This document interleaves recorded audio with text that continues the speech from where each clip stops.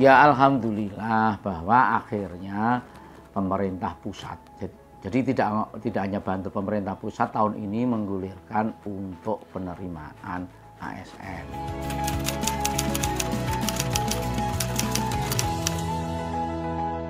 Penerimaan ASN itu akan dilaksanakan dengan dua metode atau dua jalur.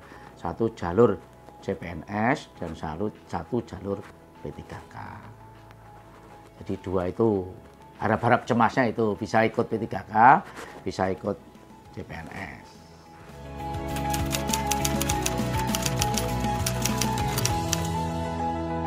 Yang sudah ada timeline-nya itu CPNS. Tapi insya Allah berita dari pusat tahun ini kan ada CPNS dan P3K. Totalnya kalau Bantul formasinya CPNS itu ada 114 dan P3K ada 686.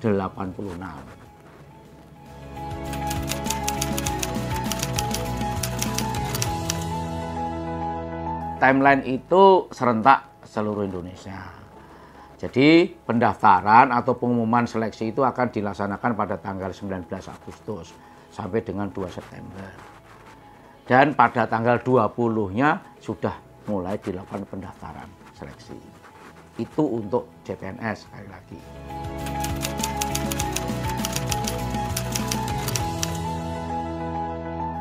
Jadi CPNS tadi kan saya katakan ada 10 kategori medis, ada sisanya itu teknis lainnya. Teknis lainnya itu ya bisa pendidikan pariwisata, bisa pertanian, bisa teknik, mau teknik sipil, arsitektur, teknik, ada analis kebijakan, ada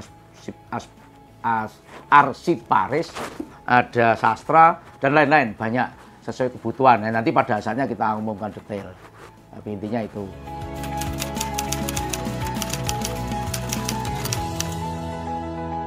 Kenapa di luar itu yang kesehatan pun hanya medis, karena memang itu CPNS itu tidak banyak.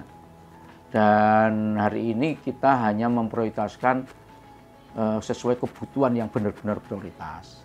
Dan nanti medis pun akan banyak didominasi kebutuhan spesialistik yang dibutuhkan Kabupaten Bantul.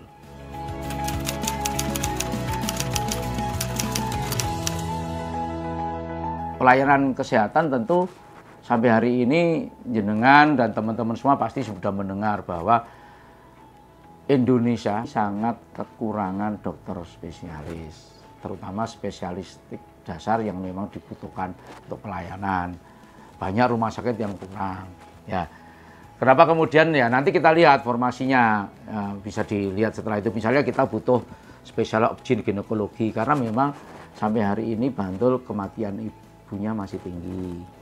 Kita butuh dorongan untuk itu. Kita masih termasuk ranking-ranking tertinggi lah di DIY gitu, yang kita masih harus di-push. Turunnya juga relatif susah. Nah, kita butuh supporting itu. Kebutuhan-kebutuhan yang lain, misalnya rumah sakit juga, kita punya rumah sakit Panembahan Suropati yang sangat dipercaya masyarakat, bahkan di luar Bantul pun datang situ. Kegiatan operasi banyak, kita butuh anestesi yang lebih, yang punya CPNS yang full time di situ, sehingga ada layanan yang bertambah. Dan juga layanan-layanan medis lainnya gitu, untuk kebutuhan itu, ada patologi klinik, ada neurologi, ada segala macam ya, nanti itu sesuai dengan input teman-teman yang menganalisis, teman-teman kesehatan dan teman-teman medis tentunya. Oke, nanti yang lain juga. Hari ini kita semakin banyak dibutuhkan percepatan, semakin banyak mungkin ya harapannya kan juga ke depan uang kita juga semakin banyak, akuntabilitas kita selalu dituntut kecepatan untuk itu, dan kecepatan dan ketepatan, tidak hanya kecepatan. Jadi pengelolaan keuangan menjadi hal yang krusial sampai di level Kapanewon, bahkan sebetulnya sampai di level Kaluran, tapi Kaluran kan bukan ranahnya CPNS. Nah, berarti sementara pengelola keuangan itu harus PNS yang memang dia punya tanggung jawab moral dan tanggung jawab tentang kompetensinya, sehingga itu berarti kita prioritaskan kebutuhan itu. Nanti kebutuhan yang lain, analis kebijakan, kita butuh lompatan terkait dengan program-program pembangunan, perencanaan harus bagus, ya berarti kita butuh anak spesial. Dan kita juga butuh membangun infrastruktur yang baik.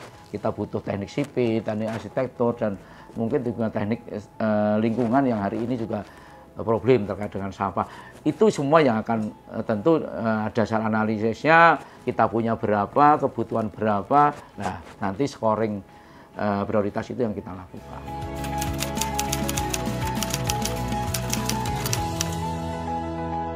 Penerimaan CPNS itu sangat transparan dan sangat akuntabel. Jadi kalau ada yang merasa atau ada yang menawari, kamu besok daftar PNS lewat saya, nanti kita bantu bla bla bla dengan fasilitas ini, saya pastikan itu palsu dan tidak berhasil. Saya pastikan siapapun, mau bupati, mau wakil bupati, mau sekda, semua nggak akan bisa bantu. Gitu. Ya karena apa? Semua transparan. Dalam testingnya itu kan menggunakan computerized, menggunakan sistem CAT dan real time.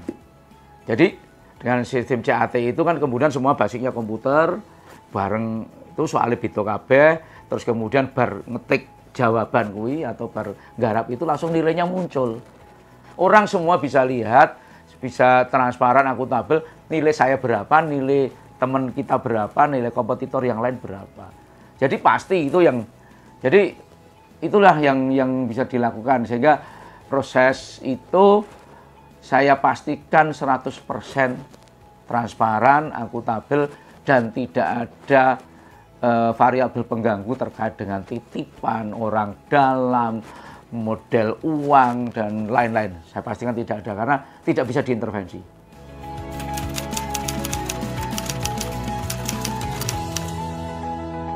Paradigma pemikiran masyarakat terhadap PNS harus benar-benar direvisi. Kita lihat PNS itu semakin sedikit. Hari ini hampir tidak pernah kita melihat para PNS itu punya waktu luang. Coba teman-teman kita yang PNS itu. Jadi apalagi di zaman sekarang, di era digitalisasi, pekerjaan kita tidak selesai di ruangan seperti saya misalnya di sini. Tetapi bisa saja dia harus membawa pulang pekerjaan. Dan dengan teknologi digital dia harus menyelesaikan pekerjaannya. Contoh, sekarang ini hampir semua teman-teman kita di program, di teknis, apalagi nanti akhir tahun, awal tahun, atau di tahapan-tahapan perencanaan, hampir malah nggak ada yang tidur kok. Karena apa? Kita harus ngisi aplikasi SIPD untuk perencanaan itu. Karena ngisinya semua banyak, itu hanya bisa aplikasi itu bisa lancar kalau sudah jam 11 malam ke atas.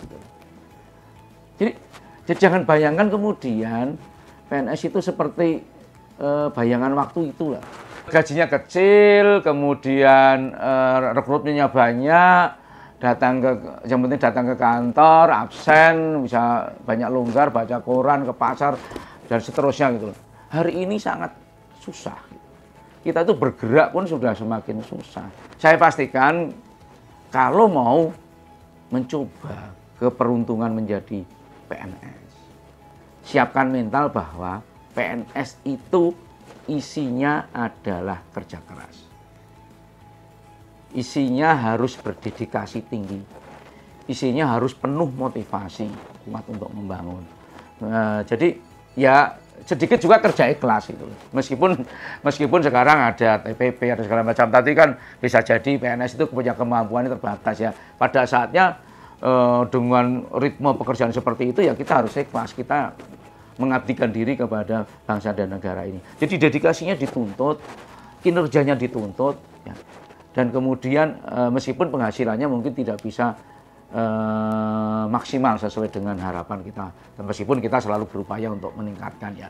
Ya, jadi itulah PNS gitu. Jadi jangan coba-coba kalau mau masuk PNS itu supaya saya tak ikut daftar PNS ya, supaya besok bisa dapat pekerjaan yang nyantai, yang rileks, bisa disambi. pacaran, bisa disambi ngomong anak, bisa disambi sambil belanja, bisa disambi dari YouTuber dan sebagainya gitu. Ya susah gitu, susah. Waktunya sekarang semakin susah, tuntutan dan kita sudah ada sistem untuk merit point sampai dengan seluruh PNS terendah, seluruh staf terendah. Jadi semua penghasilan PNS itu ada di dalam penilaian kinerja. Dan penilaian kinerja itu tidak sekedar jempol absen besok pagi pulang gitu. Tetapi basicnya adalah kinerja. Output apa yang dia berikan setiap harinya. Itu yang kemudian menjadi perhitungan kinerja.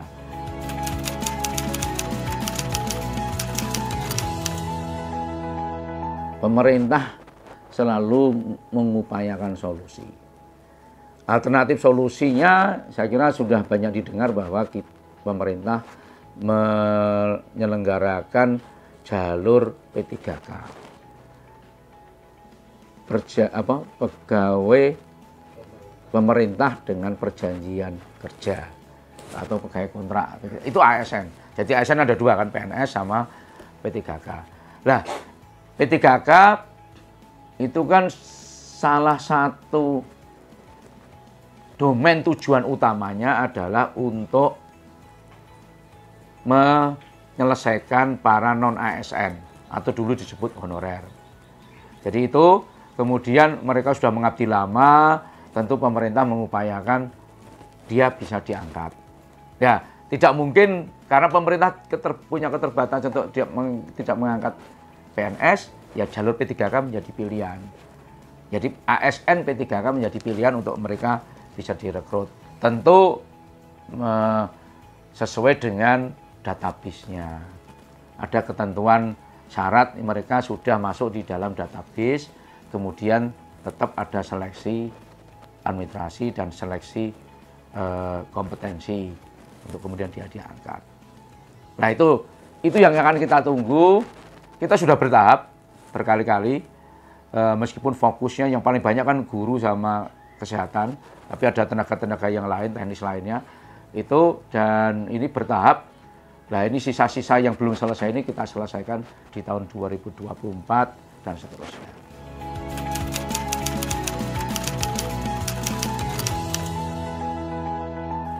Oke, pesan untuk teman-teman, saudara-saudara saya, para orang tua juga para anak-anak yang memenuhi syarat untuk mendaftarkan baik P3K maupun CPNS. Tetapi hari ini penekanan ke CPNS, cermati pengumuman dari kami. Jadi nanti pada tanggal 19 Agustus jangan lupa lihat pengumuman dari pemerintah Kabupaten Bantul bahwa kita akan mengumumkan seleksi untuk CPNS.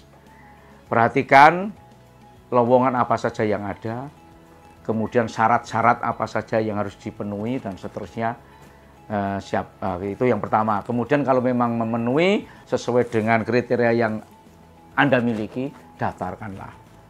Mencoba, karena kita Kabupaten Bantul ingin merekrut, mengajak saudara-saudara kita yang ada di Kabupaten Bantul khususnya dan juga sekitarnya untuk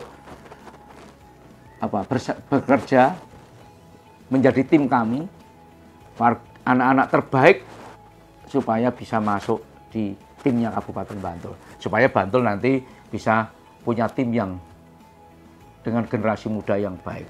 Jadi silakan daftar. Kemudian yang kedua, siapkan diri kalian masing-masing. Kalau sudah memang mantap daftar, siapkan baik fisik maupun mental untuk melaksanakan seleksi. Dan untuk modal tes seleksi, belajarlah dengan sebaik-baiknya. Mungkin dari sekarang sudah mulai belajar, dan kalau mau ditambahkan dengan bimbingan belajar juga silakan dengan metode yang kalian miliki. Tapi kemampuan panjenengan kita harapkan bisa dieksplor dan kemudian dituangkan di dalam tes itu. Yang terakhir, jangan tergoda iming-iming dari siapapun, termasuk dari saya. Jangan tergoda itu.